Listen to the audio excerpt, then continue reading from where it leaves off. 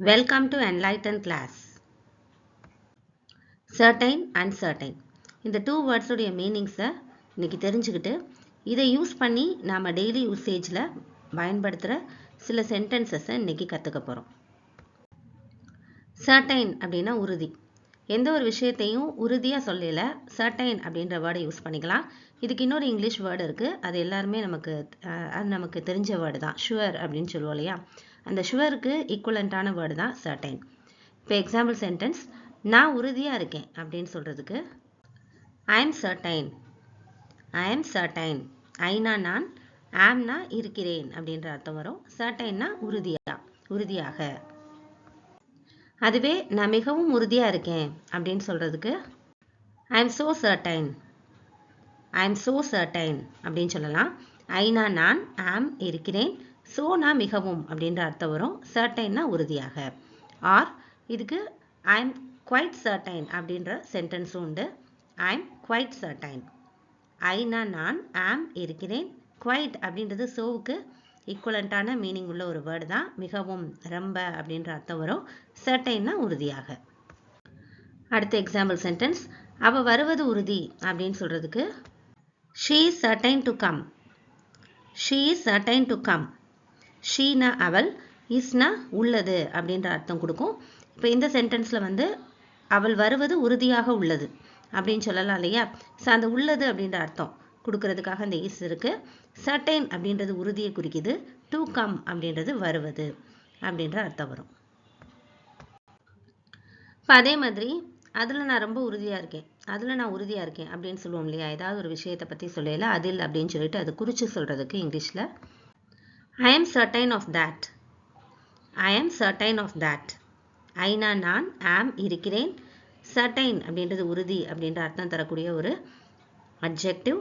of that அப்படின்றது அதில் அப்படின்ற அர்த்தம் வரும். இப்போ சர்டைன்ற வேர்டை வச்சு ஒரு கொஸ்டின் சென்டென்ஸ் பார்க்கலாம். எப்படி உறுதியாக இருக்க முடியும் அப்படின்னு கேட்போம். இப்போ நம்ம ஃப்ரெண்ட்ஸோ இல்லை நம்ம சிப்ளிங்ஸ், நம்ம பிரதர் சிஸ்டர் யாராவது ஏதாவது ஒரு விஷயத்தில் ரொம்ப உறுதியாக இருக்காங்கன்னா எப்படி இவ்வளோ உறுதியாக இருக்காங்க, எப்படி இவ்வளோ உறுதியாக இருக்க முடியும் அப்படின்னு கேட்போம் இல்லையா? அது இங்கிலீஷில் how can you be certain. How can you be certain. ஹவுனா எப்படி, கேன்னா முடியும், முடியும் அப்படின்ற அர்த்தம் தரக்கூடிய ஒரு வேர்பு. யூனா நீங்கள் அப்படின்றது வந்திருக்கு. இங்கே அது தமிழில் நம்ம சொல்லல, அதை அவங்கக்கிட்டே நேராக பார்த்து சொல்லல, அதை வந்து நம்ம சொல்ல மாட்டோம். நீ அப்படின்ற வேர்டு வந்து இல்லாமலே நம்ம வந்து பேசுவோம். அது வந்து மறைஞ்சிருக்கு. பி சர்டைன் அப்படின்றது உறுதியாக இருக்க முடியுது. பீன்றது இங்கே இருக்கு அப்படின்ற அர்த்தம் கொடுக்கும். இந்த பி வேர்ப்ஸ் மாதிரியே, பி வேர்ப்ஸ்னு சொல்லக்கூடிய இஸ், வாஸ், ஆர், வேர், ஆம் அது மாதிரியே பி அப்படின்ற வேர்டும் இருக்க அப்படின்ற அர்த்தம் கொடுக்கும். சர்டைன்னா உறுதியாக. ஆதாரங்கள் உறுதியானவை, உண்மைகள் தெளிவாக உள்ளன அப்படின்னு சொல்லிட்டு இந்த மாதிரி இப்போ ஏதாவது சீரியல் பற்றி பேசல அந்த கதையில் வந்து அந்த ஆதாரம்லாம் ரொம்ப உறுதியாக இருந்துச்சு, உண்மைகள் வந்து ரொம்ப கிளியராக சொல்லப்பட்டிருந்துச்சு அப்படின்னு சொல்லுவோம் இல்லையா? ஸோ அதை இங்கிலீஷில் the evidence is certain and the facts are clear. the evidence is certain and the facts are clear. the evidence அப்படின்றது ஆதாரத்தை குறிக்குது, ஆதாரங்கள் அப்படின்னு வரும்.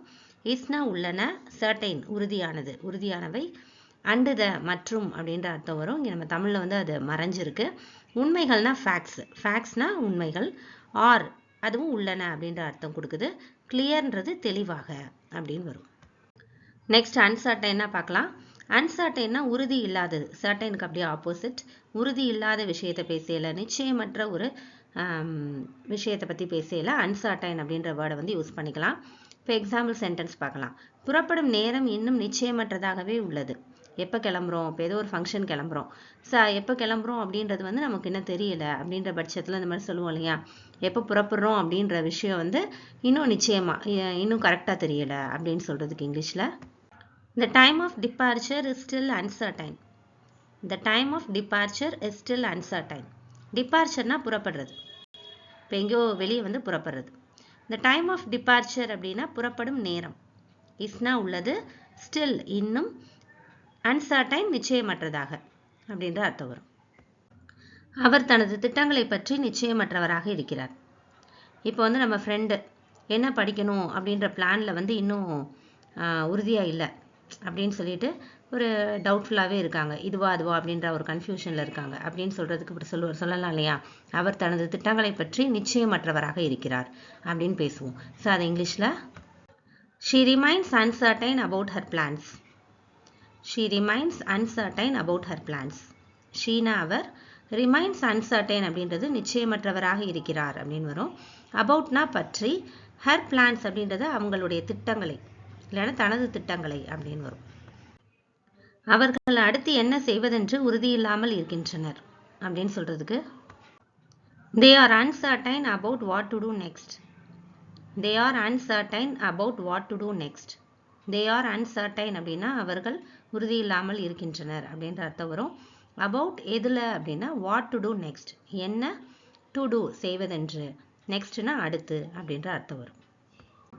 நாங்கள் இன்னும் உண்மையை உறுதியாக நம்பலை அப்படின்னு சொல்லுவோம் இல்லையா?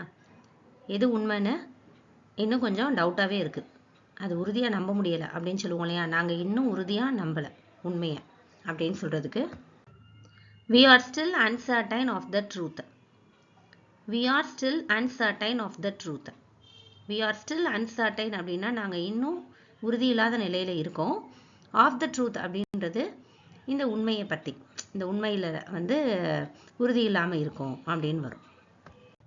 certain uncertain, உறுதி இல்லாத நிலை அப்படின்ற 2 வேர்ட்ஸை பார்த்தோம். இந்த சர்டைனே சில இடத்துல சில அப்படின்ற அர்த்தம் கொடுக்கும். அதுக்கான சில எக்ஸாம்பிள், ஒரு 2 எக்ஸாம்பிள் சென்டென்சஸ் பார்க்கலாம். சில விஷயங்களை நம்மால் உணர முடியும் அப்படின்னு சொல்றதுக்கு இங்கிலீஷில் there are certain things that we can feel. there are certain things that we can feel.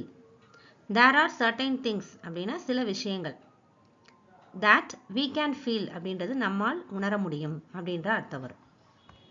இவரது சில படைப்புகள் தொகுக்கப்பட்டுள்ளன. தொகுக்கப்படுறது அப்படின்னா அந்த எடிட் பண்ணுவாங்க இல்லையா? ஸோ அந்த மாதிரி தொகுக்கப்பட்டுள்ளன அப்படின்னு சொல்றதுக்கு certain of his works have been edited. certain of his works have been edited.